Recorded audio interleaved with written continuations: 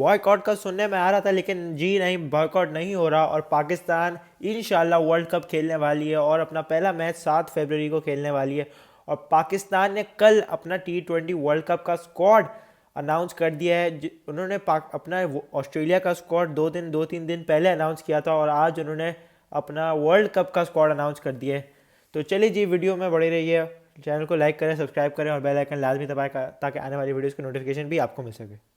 तो हाँ जी, ये रही पाकिस्तान की T20 वर्ल्ड कप की स्क्वाड। अगर मैं पढ़ूँ तो कप्तान सलमान अली आगा, ऑब्वियसली हमारे पास अबरार अहमद लेग स्पिनर मिस्त्री, उसके बाद अब बाबर आजम, फ़हीम अशरफ, फ़खर जमान, ख्वाजा मोहम्मद नाफे आफ्टर 1 गेम, मोहम्मद नवाज़, मोहम्मद सलमान मिर्ज़ा, नसीम शाह, साहिबजादा फ़रहान, मुबारक हो जी, साइम अयूब, आपके पास है शादाब खान, शाहीन शाह अफरीदी, उस्मान खान और उस्मान तारिक।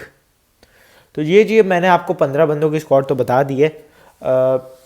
स्ट्रेंथ्स और वीकनेसेस पे आ जाते हैं। देखो, दुआ तो मेरी पाकिस्तान टीम के साथ है कि इंशाल्लाह अल्लाह ताला पाकिस्तान टीम को वर्ल्ड कप जिताएगा, आमीन सुम्मा आमीन।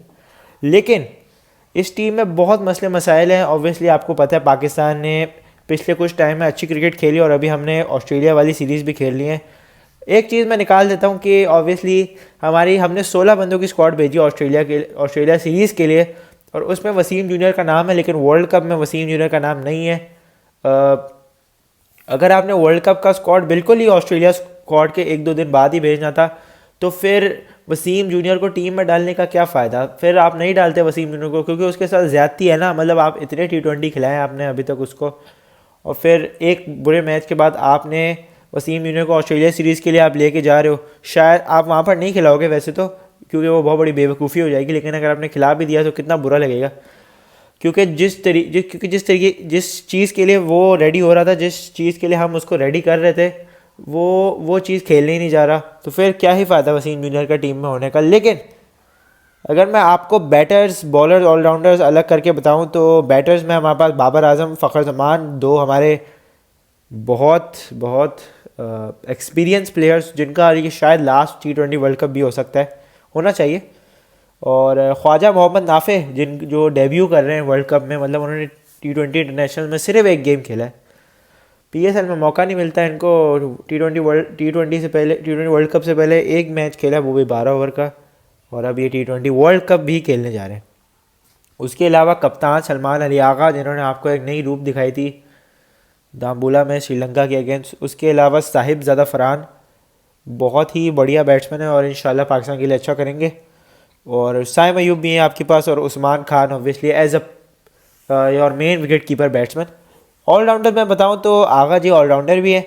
उसके अलावा फ़हीम अशरफ, मोहम्मद नवाज़, आपके पास हैं शादाब, शेडी भाई is back in the world cup, और साइम अयूब ऑब्वियसली यार वो भी ऑलराउंडर ही है। एंड अगर मैं बॉलर्स की बात करूं तो शाहीन शाह अफरीदी, नसीम शाह, सलमान मिर्ज़ा।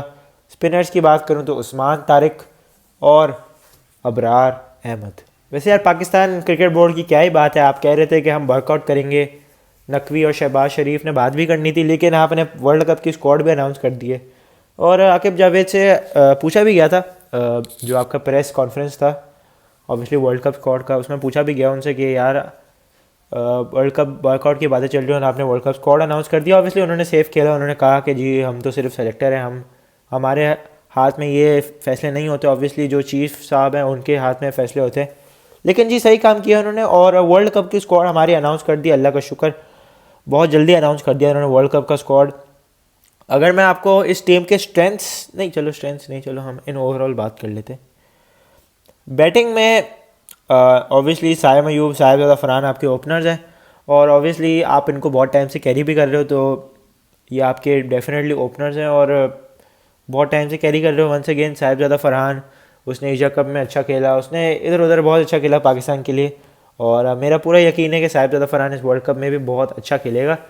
उसके अलावा आपके पास साइम अयूब भी है, साइम अयूब जिनका इतना अच्छा फॉर्म नहीं चल रहा, लेकिन पाकिस्तान ने उनको बहुत टाइम से कैरी भी किया है। तो ऑब्वियसली आंखें साइम अयूब पे होंगी, लेकिन आई थिंक अगर आपने साइम अयूब से बेस्ट लाना है तो आपने साइम अयूब को बैक ही करना पड़ेगा। मैंने सुना है कुछ लोगों से कि साइम अयूब अगर 2-3 मैच में ना खेले, 1-2 मैच भी सुना है, 1-2 मैच में ना खेले तो बाबर आजम को ओपनिंग पे ले आए, साइम अयूब को आपने पूरा साल बैक किया है, आपने जब उसका बुरा एशिया कप किया आपने तब भी उसको बैक किया है, तो आप उसके एक दो मैच पे आप उसको वर्ल्ड कप की टीम से ड्रॉप क्यों कर दोगे? मतलब कि सेंस नहीं बनाता ना। अगर वो अभी ऑस्ट्रेलिया की टीम में भी बुरा खेले तो मुझे पता है उसने वर्ल्ड कप में खेलना है, अगर वर्ल्ड कप भी उसने खेलना है तो पूरा खिला लो वर्ल्ड कप। बाबर आजम, रिजवान, ये सब भी तो फेल हुए थे वर्ल्ड कप में, लेकिन फिर एक अदा सेमीफाइनल में इनिंग्स आ भी जाती है।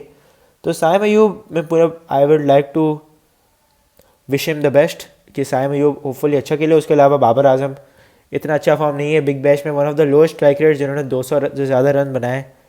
उसके अलावा फ़खर जमान जो कि बहुत ही आउट ऑफ फॉर्म है, लेकिन ऑब्वियसली फ़खर दिल, जान, मान, शान सब फ़खर है।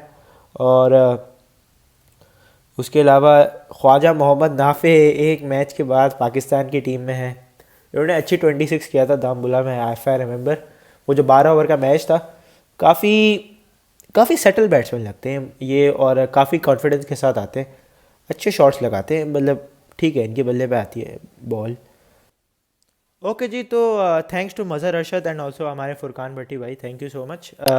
मैं आपको हमारे बैटर्स की जो लास्ट के 10 इनिंग्स है उसके पॉइंट ऑफ व्यू से मैं आपको उनकी बैटिंग, मतलब उनके फॉर्म के बारे में रेफरेंस देता हूँ कि आप उनको कैसे देख सकते हो उस वर्ल्ड कप में और वो कैसा परफॉर्म कर सकते हैं, क्योंकि ये इनके लास्ट 10 इनिंग्स है और ये बेसिकली आपको एक रिफ्लेक्शन देंगे, आपको एक आईना देंगे कि उन्होंने शायद वर्ल्ड कप में भी कैसे खेलना है और उन्होंने रीसेंट टाइम में कैसी क्रिकेट खेली है।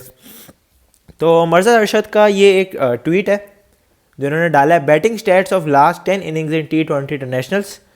अगर मैं आपको बताऊं, साहिबजादा फरहान 22 की एवरेज और 125 का स्ट्राइक रेट है।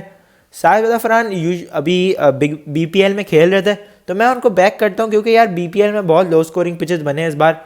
पिचेस बहुत ही बकवास थी इस बार बिग बैश बोल रहा हूँ, बांग्लादेश प्रीमियर लीग की, जिस तरीके से मतलब इतनी खटारा पिचेस थी और मतलब बंदा कैसे खेले उन पिचेस में, मतलब 100 मतलब 112 मतलब 106 बनाया था शायद किसी टीम ने BPL में, और शायद वो भी चेस नहीं हो रहा था। 112 मुश्किल से चेस हो रहा था लास्ट बॉल पे छक्का मार के, जो वोक्स ने जीता था फ़हीम अशरफ के अगेंस्ट। लेकिन फरहान ऑब्वियसली आई थिंक कि उनको स्ट्राइक रोटेशन का एक बहुत बड़ा मसला आता है कि वो पहले ओवर में एक दो बहुत अच्छे चौके मारेंगे, लेकिन उसके बाद 5-6 डॉट भी खेल जाएंगे, जिसकी वजह से जो आपका चौके की जो वैल्यू होती है वो बहुत डिक्रीज़ हो जाती है। क्योंकि अगर आप 2 खूबसूरत चौके मार रहे हो, उसके अलावा आप 5 डॉट खेल रहे हो, तो आपके 7-8 बॉलों में 8 ही रन है, तो फिर क्या है फ़ायदा? इससे अच्छा आप रन बॉल ही खेल लो, तो फिर 2 चौकों का क्या फ़ायदा? तो फिर आपको अपना स्ट्राइक रोटेशन बहुत इंप्रूव करना पड़ेगा और जो स्कोर बोर्ड है उसको आगे लेके जाना पड़ेगा। तो स्ट्राइक रेट साहिबजादा फरहान का थोड़ा सा डाउन है, लेकिन मुझे कोई डाउट नहीं है कि Sahibzada Farhan as an attacking batsman बहुत अच्छा कर सकते हैं इस वर्ल्ड कप में। इंशाल्लाह बड़ी टीम्स के अगेंस्ट साहिबजादा फरहान का बैट चलेगा। और मुझे साहिबजादा फरहान की एक बात बहुत पसंद है कि वो हमेशा बड़े बॉलर्स को टारगेट करता है, जैसे जसप्रीत बुमराह हो गया, कुलदीप हो गया, राशिद हो गया। वो मतलब जो दूसरी टीम है वो ये नहीं देखता कि बड़ा बॉलर कौन है, ये कौन है, उसने बड़े बॉलर को फर्स्ट पंच लगाना होता है और उसने वो करके दिखाया भी आपको एशिया कप जैसे बड़े टूर्नामेंट में। उसके अलावा साइम अयूब, मैंने आपको कहा कि उनका फॉर्म अच्छा नहीं चल रहा, 19 का एवरेज है साइम अयूब का अभी और 122 का स्ट्राइक रेट।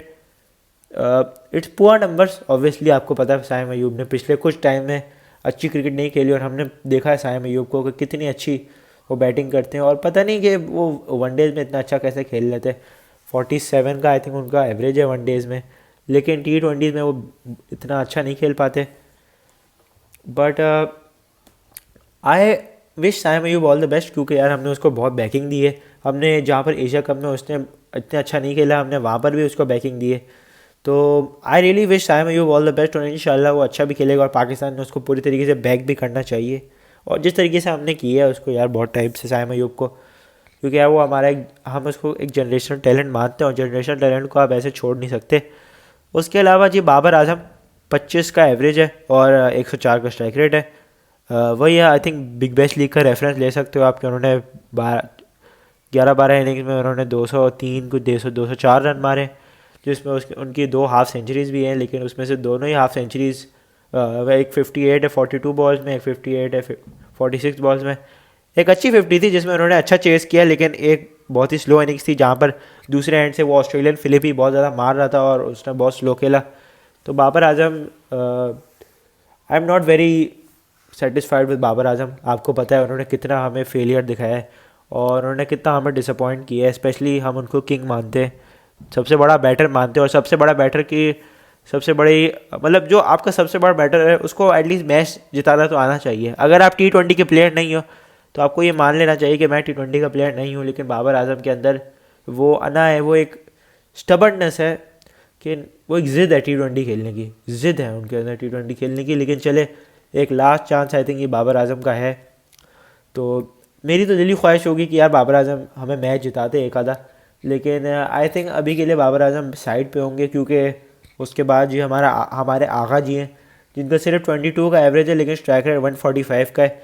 और अगर मैं आपको स्टैट के हिसाब से बताऊँ ना, तो सलमान आगा ने नंबर 4, नंबर 5, नंबर 6 पे उनका स्ट्राइक रेट कोई 110 से कम है, लेकिन नंबर 3 पे उनका एवरेज आई थिंक 30 to 40 में आई थिंक 35 है, और स्ट्राइक रेट भी उनका अच्छा खासा है, मतलब 165 का है शायद। तो और इसमें उनकी 2-3 हाफ सेंचुरीज भी हैं, और आपको पता है अभी उन्होंने 12 बॉलों में 45 रन की इनिंग्स खेली थी। तो Salman Ali Agha I think number 3 पे बड़ा अच्छा खेल सकते हैं पाकिस्तान के लिए, और खेलना भी चाहिए उनको। अगर बाबर आजम नंबर 3 पे खेले और सलमान अली आगा अपनी जगह की कुर्बानी दे, तो फिर सलमान अली आगा की कप्तानी एक्सपोज हो जाएगी और हमें पता चल जाएगा कि सब शायद सलमान अली आगा एक बड़े बुज़दिल कप्तान है। लेकिन मुझे सलमान अली आगा बहुत पसंद है, और इंशाल्लाह वो हमारे लिए एक मैचेस भी जिताएंगे इस वर्ल्ड कप में। फ़खर जमान 22 की एवरेज, 121 का स्ट्राइक रेट है।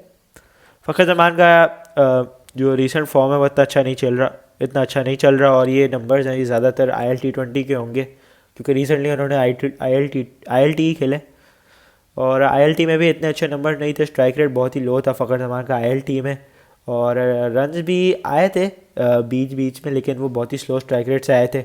और फ़खर जमान बिल्कुल ही आउट ऑफ टच लग रहे हैं T20s में, और आई डोंट थिंक आप फ़खर जमान को इतना ब्लेम कर सकते हो। पाकिस्तान ने T20s में एटलीस्ट फ़खर के साथ काफ़ी ज़्यादती की है।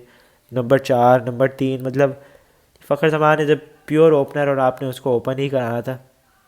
लेकिन बहरहाल फ़खर जमान आपके साथ वर्ल्ड कप में जा रहा है, और बड़ा एक्सपीरियंस प्रोवाइड करता है। फ़खर जमान आपका मैच विनर है, उसने काफ़ी मैचेस जिताए हैं आपको T20 फॉर्मेट में नहीं, लेकिन ऑब्वियसली जो बंदा आपको मैचेस जिताता है उसको ही knows what it means to play on this level, on this stage.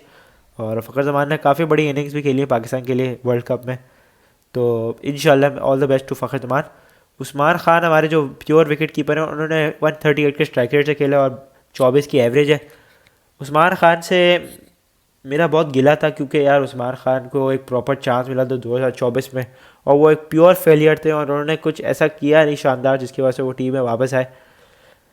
लेकिन हारिस की जगह उनको एक वापसी मिल गई पाकिस्तान की टीम में, और 138 का स्ट्राइक रेट है, अभी 124 का एवरेज है। लेकिन उस्मान खान की बेस्ट चीज़ ये है कि वो हमेशा चेस में नॉट आउट बाहर आता है, और वो चेस में हमेशा आपको कुछ ना कुछ वैल्यू ऐड करके दिखाता है, और बहुत ही इंपॉर्टेंट है आपके लिए, स्पेशली ऐसे बड़े T20 वर्ल्ड कप के टूर्नामेंट में, कि आप एक नॉट आउट इनिंग्स, आप नॉट आउट बाहर आओ और टीम को मैच जिताओ, और लाइन क्रॉस करके आप पवेलियन में वापस आओ। क्योंकि हमने पिछले में ये देखा था कि वो ठीक है अच्छी इनिंग्स खेल जाते हैं, लेकिन वो एंड तक नहीं रह पाते, और एंड का जो प्रेशर है वो सारा लोअर ऑर्डर पे आ जाता है। लेकिन उस्मान खान ने ये नहीं किया, उन्होंने अपने गेम में बहुत ज़्यादा बेहतरी करी है, और वो नीचे से आके मैचेस जिता देते हैं आपको।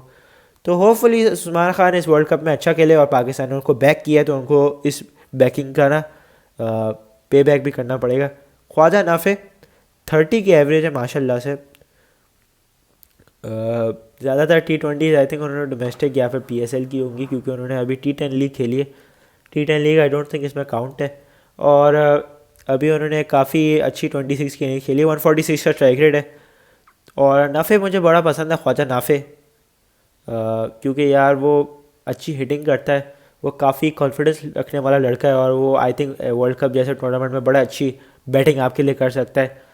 तो नाफे मुझे बड़ा पसंद है, और मिडिल ऑर्डर में बड़ा काम आ सकता है। ख्वाजा नाफे आई थिंक एक बहुत ही अच्छे हिटर है, और मुझे लगा था कि स्पिन के अगेंस्ट थोड़ा सा ये स्ट्रगल करेंगे, लेकिन उन्होंने स्पिन को भी काफ़ी अच्छा उन्होंने रीड किया श्रीलंका वाले मैच में। और पेस के अगेंस्ट तो ये बहुत ही अच्छे प्लेयर है, मतलब पेस दुनिया का कोई भी पेस अटैक ले आओ ये उसको अंधा मतलब नो लुक मार सकते हैं। तो very good for Khawaja Nafay. और उसके बाद आपके पास शदाब खान है, 25 का एवरेज, 144 का स्ट्राइक रेट। देखो शादाब खान जितना भी अच्छा कर ले बैट के साथ, आई थिंक बॉल के साथ उनका कंट्रीब्यूशन ज़्यादा इंपॉर्टेंट रहेगा क्योंकि वो उनका प्राइमरी रोल है। लेकिन शादाब खान से मैं ये अच्छी बैटिंग भी देखना चाहता हूँ कि यार वो मिडिल ऑर्डर में अच्छा खेले पाकिस्तान के लिए, क्योंकि पाकिस्तान के पास अभी कोई और फिनिशर नहीं है। उसके अलावा मोहम्मद नवाज़ 141 का स्ट्राइक रेट बहुत अच्छा है, क्योंकि उन्होंने नीचे से आके पाकिस्तान के लिए बहुत अच्छी इनिंग्स भी खेली हैं, कुछ तेज़ इनिंग्स खेली हैं और कुछ मैच विनिंग इनिंग्स भी खेली पाकिस्तान के लिए, कुछ अच्छी फिनिशेस दी उन्होंने पाकिस्तान को, जिसकी वजह से वो अभी टीम में है और उन्होंने अपनी बैटिंग बहुत ज़्यादा इंप्रूव की है, जिसकी वजह से वो एक फ्लोटर भी बन सकते हैं पाकिस्तान टीम में। उसके अलावा फ़हीम अशरफ 128 का स्ट्राइक रेट। आपने कुछ मैचेस जैसे देखे जहाँ पर फ़हीम अशरफ ने ना बॉल के साथ किया है ना कोई बैट के साथ किया है, तो Faheem Ashraf on and off आपके लिए कॉन्ट्रीब्यूशन दे देते हैं। उसके अलावा जी जो नीचे नाम है वो हमारे वर्ल्ड कप टीम में नहीं है, लेकिन मैं फिर भी आपको बता देता हूँ उनका, क्योंकि ऑब्वियसली ये कुछ प्लेयर है जो ऑब्वियसली आ सकते थे लेकिन उन्होंने मिस आउट कर दिया। मोहम्मद हारिस जिस विकेट कीपर को हम कैरी कर रहे थे और जिसको हमने मिड वे बाहर फेंक दिया, 15 की एवरेज, 132 का स्ट्राइक रेट। ज़्यादा बोलूँगा नहीं क्योंकि मोहम्मद हारिस का एक अच्छा टाइम नहीं चल रहा था, लेकिन आई थिंक उसको बैक करना चाहिए था। उसके अलावा मोहम्मद रिजवान, मुझे कोई उम्मीद नहीं है मोहम्मद रिजवान से। उन्होंने काफ़ी अच्छा खेला पाकिस्तान के लिए इन द पास्ट T20s में, लेकिन अब उनका टाइम नहीं रहा और जैसे T20 क्रिकेट आगे बढ़ती गई है बाबर आजम और मोहम्मद रिजवान की कोई जगह नहीं बनती पाकिस्तान टीम में। और मोहम्मद रिजवान इवन तो मोहम्मद रिजवान जैसा कीपर पाकिस्तान में नहीं आया अभी तक, लेकिन मोहम्मद रिजवान जैसा बैट्समैन अल्लाह करे पाकिस्तान में ना आए अब, क्योंकि उन्होंने जिस तरीके की बेइज्जती करवाई है BBL में। बाबर आजम में तो चलो फिर भी 1-2 50s तो मार ली, रिजवान ने पता नहीं क्या किया है।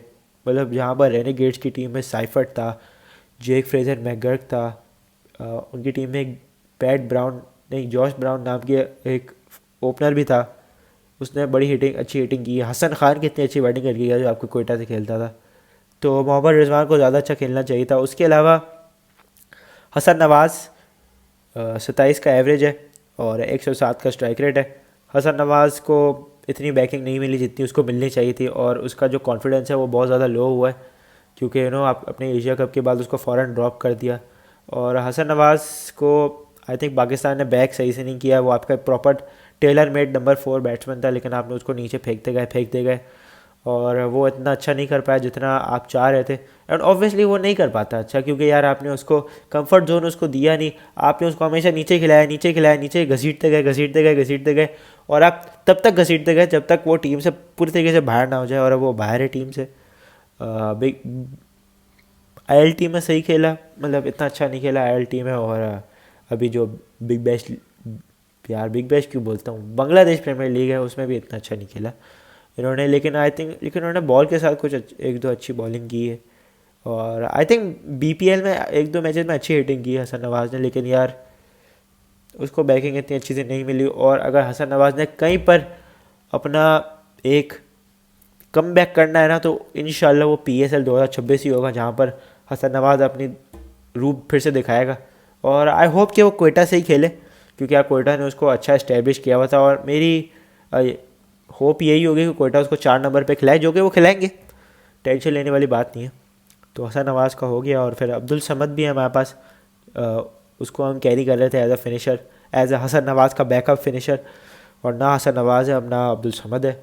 अब्दुल समद का 18 का एवरेज है, लेकिन 151 का स्ट्राइक रेट है और वो काफ़ी एक तेज़ खेलने वाले T20 बैट्समैन है, वो बहुत अच्छी हिटिंग करते हैं। और आपको शायद अब्दुल समद जैसा एक फिनिशर भी ज़रूरी था, क्योंकि यार जैसे देखो वो 12 ओवर वाला मैच था, अगर वहाँ पर शादाब या फिर फ़हीम अशरफ की जगह अगर आपके पास अब्दुल समद होता, यू नेवर नो, आप एंड में वो छक्के लग जाने थे और पाकिस्तान ने वहाँ से शायद मैच जीत जाना था।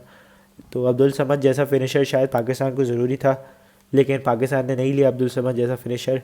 अगर मैं आपको एग्जांपल दूं पड़ोसियों से, तो रिंकू सिंह उनका एक बहुत अच्छा फिनिशर है, जिसका आई थिंक डेथ ओवर्स में 280+ का स्ट्राइक रेट है और वो डोमेस्टिक में उनका एक मंजा हुआ प्लेयर है और उसने बहुत टाइम से इंडिया के लिए बहुत अच्छी क्रिकेट भी खेली है। तो इंडिया ने उसको रेडी किया है कि वो इस वर्ल्ड कप में आए और अपना तूफ़ान मचा दे। और इंडिया के अगर कोई प्लेयर्स बहुत अच्छा खेलते हैं तो इसका रीज़न भी यही है कि वो प्रोसेस के थ्रू आए। अब्दुल समद, आपने अगर अब्दुल समद को नहीं लेके जाना था तो आपने किसी फिनिशर को तैयार तो करना था, चाहे वो इरफान नियाज़ी हो, अब्दुल समद हो, चाहे वो कोई भी हो, लेकिन आपने एक फिनिशर बनाना था जिसमें आप पूरे तरीके से फेल हो चुके हो। आसिफ अली के बाद आई डोंट थिंक पाकिस्तान में कोई इतना अच्छा फिनिशर प्रोड्यूस हुआ है। वैसे भी आसिफ अली को इतना अच्छा था नहीं, वैसे उसने मतलब वर्ल्ड कप में अच्छा खेल लिया तो खेल लिया। अब्दुल्ला शफीक भाई बहुत अच्छा नंबर है यार, 141 का है, 41 का एवरेज है और 153 का स्ट्राइक रेट है। आई रियली होप कि अब्दुल्ला शफीक को यार वाइट बॉल में चांस मिले, क्योंकि उसने पता नहीं, चूँकि अब्दुल्ला शफीक बहुत ही खूबसूरत बैट्समैन है, उसको लोगों ने माना हुआ है कि यार ये सिर्फ टेस्ट का प्लेयर है। मैं कहता हूँ आप उसको T20 में एक चांस तो शायद वो अच्छा खेल जाए यार, उसने लाहौर के लिए बहुत अच्छा खेला है अभी। और जब अब्दुल्ला शफीक के बैट पे बॉल आती है तो बहुत तगड़ी आती है यार। तो अब्दुल्ला शफीक बहुत से नंबर है। खुशदिल शाह एक्सपेक्ट नहीं कर रहा था, 37 का एवरेज है, 148 का स्ट्राइक रेट है। BPL जोन का मतलब BPL में खुशदिल से अच्छा कोई नहीं खेल सकता, और दिख भी रहा है कितनी अच्छी एवरेज है, स्ट्राइक रेट भी बहुत प्यारा है। और यार वनडेज़ में जहाँ तक बात थी, खुशदिल शाह को आप लाए थे चैम्पियंस ट्रॉफी में, और आपको उसको बाहर भी नहीं करना चाहिए था, क्योंकि वनडेज़ में खुशदिल शाह आपका एक बहुत ही अच्छा फिनिशर था। और अभी आपके पास वनडेज़ में कोई फिनिशर नहीं है, तो आपने खुशदिल शाह को रखना था यार as a finisher, specially one day format में, क्योंकि आपको कभी नहीं पता यार वनडे में आपको कभी कभार अगर 60 बॉलों में 100 रन चेस करने तो फिर कौन कर रहा है 60 बॉलों में 100 रन। उसके अलावा हुसैन दलत 26 की एवरेज है, 108 का स्ट्राइक रेट है। हुसैन दलत पाकिस्तान की टीम में एशिया कप तक थे, वो रन बॉल वाला एक बहुत अच्छा प्लेयर है, और मेरे हिसाब से Hussain Talat should get multiple chances also test cricket, मेरे हिसाब से उनको मिलना चाहिए, क्योंकि यार वो डोमेस्टिक के बहुत अच्छे प्लेयर हैं, और वनडे क्रिकेट में उनको वैसे ही चांसेस मिलते हैं, और आई होप आगे भी मिलते जाएँ, क्योंकि उन्होंने काफ़ी अच्छी क्रिकेट आपके लिए खेली है वनडेज़ में। और सऊद शकील जिसको कोयटा शायद रिटेन करेगी, और इतने अच्छे नंबर नहीं है, ऑब्वियसली आपको पता है वो टेस्ट के प्लेयर हैं, बहुत ही कंसिस्टेंट है टेस्ट में, लेकिन T20 में वो इतने अच्छे नहीं हैं। देखो जी, मैंने आपसे बात करना है ऑलराउंडर्स के बारे में। जैसे आपको पता है पाकिस्तान टीम में 3 ऐसे ऑलराउंडर हैं जो आपके प्लेइंग 11 में होते हैं, शादाब खान, मोहम्मद नवाज़ एंड फ़हीम अशरफ। अब मुझे पूरे तरीके से क्लैरिटी नहीं है कि क्या ये 3 ऑलराउंडर एक साथ टीम में खेलेंगे, क्योंकि ऑब्वियसली आपको पता है कि अगर फ़हीम अशरफ खेला तो ना उसको बॉलिंग मिलनी है कुछ मैचेस में, ना उसको बैटिंग मिलनी है।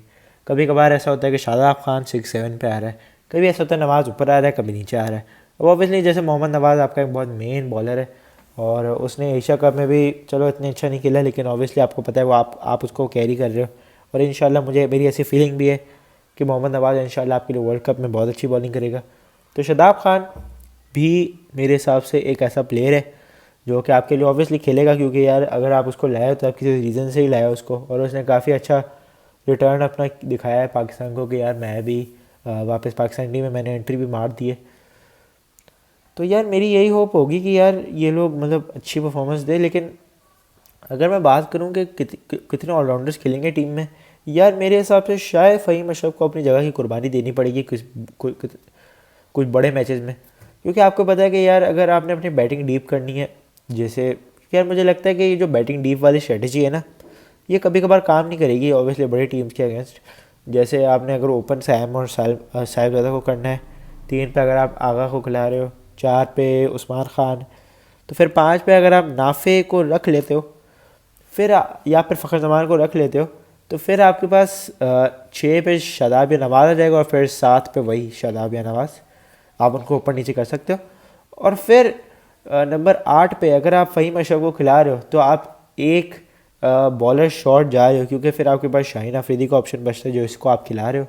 उसके अलावा आपके पास सलमान मिर्ज़ा का ऑप्शन बचता है, और फिर आपने एक ही स्पिनर खिलाना है जो कि अबरार अहमद या फिर उस्मान तारिक के बीच में होगा।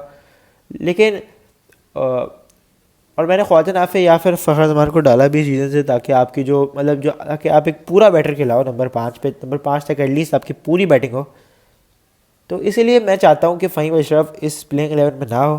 तो इतने बड़े दिल से मुझे कहना पड़ रहा है ये, लेकिन मैं चाहता हूँ कि फ़हीम अशरफ अपनी जगह की कुर्बानी दे।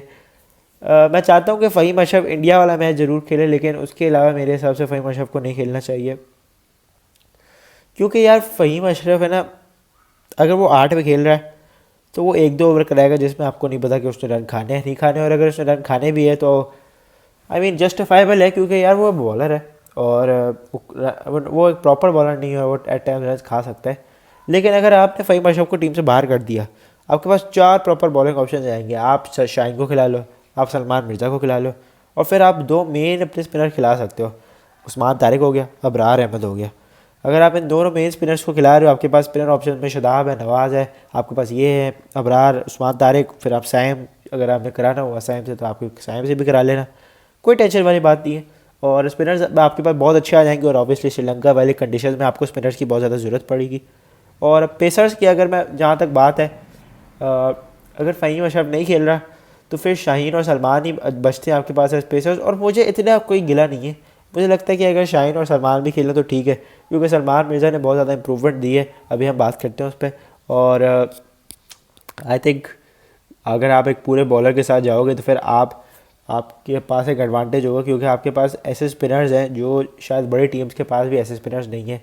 ऑस्ट्रेलिया ले लो, न्यूजीलैंड ले लो, इवन इंग्लैंड ले लो, मतलब ये जो 3 माइटी टीम्स हैं, इवन अगर आप साउथ अफ्रीका से ले लो तो इनके पास पाकिस्तान जैसे स्पिनर टैग नहीं है। तो अगर आप उस्मान तारिक को भी खिला रहे हो और अबरार को भी खिला रहे हो तो ये बहुत ही बड़ा पॉजिटिव हो जाएगा, जो कि हम चाह रहे थे एशिया कप और ट्राई सीरीज़ में कि सुफियान मुकीम और अबरार एक ही टीम में खेले, लेकिन ऐसा हुआ नहीं था। और अब इसलिए आपको पता है सुफियान को निकाल दिया गया एशिया कप के बाद। लेकिन आई होप कि उस्मान तारिक और अबरार भी एक ही टीम में खेले, ताकि उन्हें एक अच्छा हमें वो देखने को मिले ना, कंपटीशन अच्छा होता है। और होपफुली हमारे स्पिनर्स इस बार बहुत अच्छा करें और मुझे अबरार से। और अब मैं अपने स्पिनर्स के बारे में बात करूँगा जी। मुझे अबरार से बहुत ज़्यादा उम्मीद है, क्योंकि अबरार अहमद एक ऐसा बंदा है जिसने अब काफ़ी T20 क्रिकेट खेली है। मतलब वो कहाँ नहीं खेलता, रमज़ान लीग, ये लीग, वो league, Karachi league, Sindh league, PSL, इतनी T20 क्रिकेट खेली है उसने। अब वो काफ़ी मैच्योर बंदा हो चुका है। और हमने ये देखा कि अबरार ने बहुत अच्छी बॉलिंग की है, बहुत ही फनोमिनल बॉलिंग की है, लेकिन अगेंस्ट कौन सी team? New Zealand, Bangladesh, Zimbabwe, West Indies, Sri Lanka. मैं चाहता हूँ कि अबरार अहमद किसी बड़े मैच में बहुत अच्छी बॉलिंग कराए, ताकि वो अपने क्रिटिक्स को चुप करा दे, क्योंकि ऑब्वियसली बहुत कुछ लोग होते हैं जो अबरार अहमद में बहुत ज़्यादा मुंह चलाते हैं। तो मेरे हिसाब से अबरार अहमद को अपने बड़े मैच में अच्छा खेल के उसको अपने हेटर्स का मुंह बंद कराना पड़ेगा। और मेरी बहुत ही दिली ख्वाहिश है कि अबरार अहमद किसी मैच में बहुत अच्छा खेले, क्योंकि मुझे बंदा बहुत पसंद है और मैं चाहता हूँ कि वो बंदा अच्छा खेले पाकिस्तान के लिए और वो पाकिस्तान को आगे रिप्रेजेंट भी करे। उसके अलावा आपके पास उस्मान तारिक है। देखो मेरे आपसे एक रिक्वेस्ट है कि उस्मान तारिक को ड्रॉप करो तो सीधा इंडिया वाले मैच में ही खिला दो, क्योंकि अगर आपने उसको इंडिया वाले मैच से पहले खिला दिया, फॉर एग्जांपल आपने उसको ऑस्ट्रेलिया वाले सीरीज़ में खिला दिया, अगर आप ऑस्ट्रेलिया वाले सीरीज़ में नहीं खिला रहे, अगर आपने उसको नीदरलैंड के अगेंस्ट खिला दिया, अगर आपने नमीबिया के अगेंस्ट खिला दिया, आप उन मैचेस में अबरार को खिला रहे हो, अबरार आपको काम करके दे देगा, कोई टेंशन ही नहीं है, शादाब करके दे देगा, नवाज़ करके दे देगा, साइम करके दे देगा। लेकिन अगर आपने इंडिया के अगेंस्ट उस्मान तारिक को छोड़ दिया, जो रुक के बॉल कराएगा, अभिषेक रुक के खेलना पड़ेगा उसको, सूर्य कुमार देख के खेलेगा, ठीक है। अगर आपने उसको नमीबिया नीदरलैंड के अगेंस्ट खिला दिया और उसने अच्छी बॉलिंग कर दी, तो इंडियंस रोना शुरू कर देंगे ना कि पापा जय शाह, उस्मान तारिक बड़ी अच्छी बॉलिंग करा रहे हैं, कहीं हमें ना मार दे, आप कोई नया रूल लेके आओ ताकि इसको जाके ये बैन हो जाए। और जय शाह साहब भी बैन कर देंगे। तो मैं ये चाह नहीं रहा। ऑब्वियसली आपको पता है BCCI, आई मीन ICC किसी की बाप की काउंसिल है, किसी की बाप की ऑर्गेनाइजेशन है ICC, तो अब उनकी सुननी पड़ेगी। बड़ी शर्मनाक बात है, लेकिन ठीक है। लेकिन चलो उस्मान तारिक मेरे हिसाब से इंडिया वाले मैच में आप उतारो उसको, ताकि वो इंडिया को अपनी झलक दिखाए और वो दिखा पाए कि मैं भी कोई चीज़ हूँ। क्योंकि मुझे पूरे तरीके से यकीन है कि उस्मान तारिक बहुत अच्छा खेल सकता है इंडिया के अगेंस्ट। और जिस तरीके से वो रुकेगा, आई थिंक अभिषेक और सूर्य कुमार जैसे बड़े बैट्समैन भी फंस सकते हैं। तो मुझे कोई मसला नहीं है, आप उसको इंडिया वाले मैच के अगेंस्ट छोड़ दो। ऐसा नहीं है कि उसकी लाइन लेंथ नहीं पड़ रही भाई, लेकिन एक्चुअली में बात किया है कि अभी इंडियंस काफ़ी मजाक उड़ा रहे हैं उस्मान तारिक के, तो अभी मजाक उड़ाने तो 15 को वो दिखा देगा, ठीक है। जहाँ तक पेसर्स की बात है, अगर मैं पेसर्स की बात करूँ तो फास्ट बॉलर में आपके पास 3 फास्ट बॉलर हैं, सलमान मिर्ज़ा, शाहीन शाह अफरीदी और नसीम शाह। उसके अलावा के पास फ़हीम अशरफ भी है। शाहीन शाह अफरीदी ने अपने आप को शाहीन शाह अफरीदी इंजरी की बात आ रही है पाकिस्तान टीम में, और उन्होंने बिग बैश लीग में काफ़ी डिसअपॉइंट किए। लेकिन अगेन ही शाहीन शाह अफरीदी, उन्होंने आपको बड़े मैचेस जिताए हैं, स्पेशली वर्ल्ड कप में, और जहाँ पर मैटर बड़ा होता है वहाँ पर शाहीन शाह अफरीदी खड़ा हो जाता है।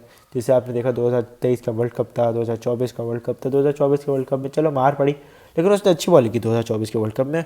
और जहाँ मैटर बड़ा होता है, जहाँ स्टेज बड़ा होता है, जहाँ वर्ल्ड कप होता है, जहाँ एशिया कप होता है, आई थिंक वहाँ पर शाहीन शाह अफरीदी सबसे आगे खड़े होते हैं। क्योंकि आपने देखा सीनियर में बाबर आजम हो जाए, रिजवान हो जाए, काफ़ी पीछे हट जाते हैं इन बड़े टूर्नामेंट्स में। लेकिन शाहिद अफरीदी हमेशा आगे बढ़ा रहता है और उसने पिछले एशिया कप में भी हमें काफ़ी इम्प्रेस किया था मेरे हिसाब से, तो मुझे तो इम्प्रेस किया था उसने। इवन तो उसको अभिषेक से मार पड़ी लेकिन उसने काफ़ी अच्छी बॉलिंग की। और मेरी दिली ख्वाहिश ये है कि यार शाहिद अफरीदी किसी बड़े मैच में किसी बड़ी टीम की कमर तोड़े यार, क्या मज़ा आएगा। और शाहिद अफरीदी यार मैं चाहता हूँ कि वो पूरे एग्रेशन से बॉलिंग करे, जिस तरीके से कि उसने बॉलिंग एशिया कप के फाइनल में कराई थी ना, पंप अप होके, उसने इस बार पे पंप अप होके बॉलिंग करानी है, पंप अप होके जानी। क्योंकि आपके पास मुझे नहीं लगता शाहिद अफरीदी और चांस बचे हैं आपके पास, ये वर्ल्ड कप है आपके पास, ये वर्ल्ड कप बहुत इंपॉर्टेंट है शाहिद अफरीदी के लिए। अगर शाहिद अफरीदी ने इस वर्ल्ड कप में बहुत अच्छा कर लिया, उसका मुस्तकबिल बहुत अच्छा हो जाएगा पाकिस्तान टीम में। अगर उसने कचरा कर दिया तो मुझे नहीं लगता कि T20 शाहिद अफरीदी वो कर पाएगा, और वनडे और टेस्ट में भी उसका बहुत बड़ा क्वेश्चन मार्क आ जाएगा। क्योंकि यार आई थिंक अभी भी देखा जाए तो शाहिद अफरीदी का वनडेज़ में बहुत बड़ा क्वेश्चन मार्क है एज अ कैप्टन, क्योंकि फ़िटनेस लेवल्स की बात होती है और लॉन्जेविटी की बात होती है। शाहिद अफरीदी पूरे पूरे 10 ओवर नहीं करा पाता, जो कि बड़ी शर्मनाक बात है, लेकिन ठीक है। तो कैप्टनसी का एक बहुत बड़ा मसला है इधर। तो आई डोंट नो कि उन्होंने बाकी फॉर्मेट पे कैसा खेलना है, लेकिन ऑब्वियसली T20 की जहाँ तक बात है, शाहिद अफरीदी हमारी जान मां शान है और इंशाल्लाह वो एक और बड़े टूर्नामेंट में अच्छी क्रिकेट खेलेंगे। उसके अलावा सलमान मिर्ज़ा काफ़ी अच्छे बॉलर हैं और इसका क्रेडिट हमें आकिब जावेद को देना पड़ेगा कि उन्होंने सलमान मिर्ज़ा अपने PDP के लड़के को बैक किया।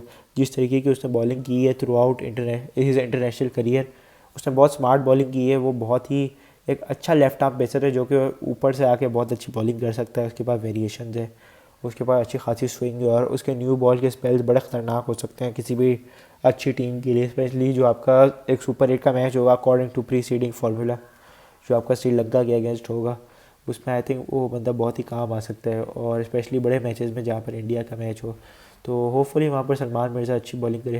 क्योंकि आपने देखा है रिसेंट टाइम्स में अगर कोई और बॉलर पिट रहा है, जैसे वसीम जूनियर पिट रहा है या फिर फ़हीम अशरफ पिट रहा है, तो वहाँ पर भी सलमान मिर्ज़ा अपनी इकॉनमी रेट बहुत अच्छी रख के बहुत अच्छी बॉलिंग कर रहे हैं। और वो एक विकेट टेकिंग बॉलर भी है, नेचुरली विकेट टेकिंग बॉलर है। वो इतना पेस नहीं है उनका, लेकिन वो एक काफ़ी अच्छे बॉलर है स्पेशली इस फॉर्मेट के लिए। और जहाँ तक नसीम शाह की बात है, आप कह सकते हो कि वसीम जूनियर को उसकी जगह होना चाहिए था, और मैं भी चाहता हूँ कि वसीम जूनियर की, और मैं चाहता भी था कि वसीम जूनियर उसकी जगह हो।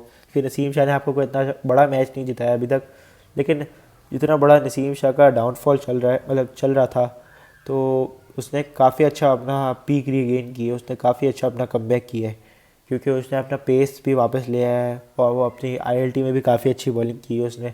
और ओवरऑल उसने मतलब दुनिया को एक इमेज दिखा दिया कि I can still ball at that pace, I can still do good. तो मेरी दिली ख्वाहिश भी यही यार नसीम शाह के लिए कि नसीम शाह अच्छी क्रिकेट खेले, नसीम शाह अपनी पूरी जान लगा के क्रिकेट खेले और अपने पेस को बैक करे। अगर वो उसने अपने पेस को बैक कर लिया, उसको खुद ब खुद हेल्प मिलेगी स्विंग लाइन लेंथ के साथ। जिसने भी नसीम शाह को प्लान दिया था कि भाई आप वनडे में पहले ओवर में आप वेरिएशन कराओ, वो बड़ा ही गधा था। Naseem Shah just back your pace. और मेरी दिली ख्वाहिश है कि जिस तरीके की आपने कम बैक किया है अभी T20 में, आप होपफुली आप आगे जाके भी बहुत अच्छी बॉलिंग करोगे इस T20 वर्ल्ड कप में। वसीम जूनियर के लिए भी यार दिल है जान है, लेकिन यार वसीम जूनियर कोई बात नहीं यार, आई नो कि आपको ODI वर्ल्ड कप में चांस मिलेगा और आपको आगे टूर्नामेंट्स में भी बहुत चांस मिलेंगे। जहाँ तक फ़हीम अशरफ की बात है, उन्होंने बड़ी अच्छी बॉलिंग की है पाकिस्तान के लिए रिसेंट टाइम्स में, स्पेशली वाइट बॉल क्रिकेट में। और आई थिंक फ़हीम अशरफ को होना भी चाहिए पाकिस्तान टीम में, और उनकी कोई गलती नहीं है ऑब्वियसली, बस आप फिट नहीं आ रहे तो अब हम क्या कर सकते हैं। लेकिन वो एक बहुत ही अच्छे पेस बॉलिंग ऑलराउंडर है और पाकिस्तान ने इतने सारे पेस बॉलिंग ऑलराउंडर बिल्ड नहीं किए, उन्होंने ज़्यादा पेस बॉलिंग ऑलराउंडर डेवलप नहीं किए। तो आपके पास आमिर जमाल, फ़हीम अशरफ, ये ऐसे 2-3 हैं, तो फ़हीम अशरफ के पास बड़ा अच्छा ऑप्शन था। और अगर मैं आपको एक फ़न फैक्ट बताऊं तो फ़हीम अशरफ का ये पहला T20 वर्ल्ड कप होने वाला है।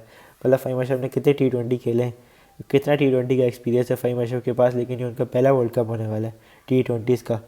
2021 भी नहीं खेला उन्होंने, 2022 भी नहीं खेला और 24 भी नहीं खेला। तो फ़हीम अशरफ का ये पहला T20 वर्ल्ड कप होने वाला है एंड आई रियली होप कि वो बड़ी अच्छी क्रिकेट खेले। और मेरी दिली ख्वाहिश है कि वो इंडिया के अगेंस्ट खेले, क्योंकि इंडिया के अगेंस्ट उनकी कोई अलग रूह जाग जाती है जिस तरीके की उन्होंने अग्रेशन दिखाई है। और मुझे वो पब फ़हीम अशरफ चाहिए, क्योंकि यार हमने फ़हीम अशरफ का एक वो वाली रूह देखी है हमने फ़हीम अशरफ की, जहाँ पर वो अच्छी बॉलिंग करते हैं और वो बस एक मुस्कुराते हैं। लेकिन मुझे वो इंडिया वाला फ़हीम अशरफ देखना है जो पूरे आके टॉप ऑर्डर के बैट्समैन पे ऐसे पूरा करता है। तो मेरी भी दिली ख्वाहिश होगी कि फ़हीम अशरफ अच्छी बॉलिंग करे। जहाँ तक नवाज़ और शादाब की बात है, नवाज़ ने आपको पिछले कुछ टाइम में बहुत अच्छी स्पिन बॉलिंग करके दिखाई है। पिछले साल उसका 13 का एवरेज था एंड आई थिंक पाकिस्तान के लिए वो बहुत ही बड़ा मेन स्पिनर होगा। और मेरी दिली ख्वाहिश होगी कि मोहम्मद नवाज़ बड़ी अच्छी बॉलिंग करे और शादाब खान के लिए भी मेरी दिली ख्वाहिश होगी कि वो बहुत अच्छी बॉलिंग करे। तो बस दैट्स ऑल फॉर टुडे।